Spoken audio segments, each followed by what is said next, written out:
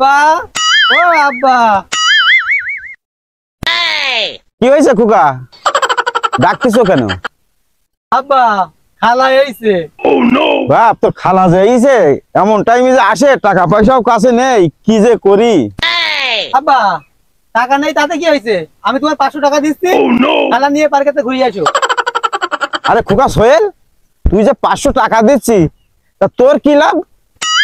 আব্বা খালার সাথে খালার মেয়েও এইছে। আব্বা তাহলে তুমি খালার নে পার্কে থেকে ঘুরে আসো, আর আমি খালার মেয়ে নে রুম ডেট করি গিয়ে।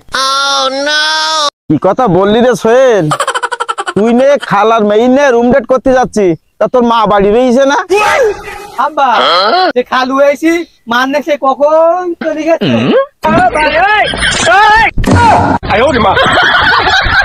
সম্পর্ক বদলে গেল একটি পলকে, কে আপন কে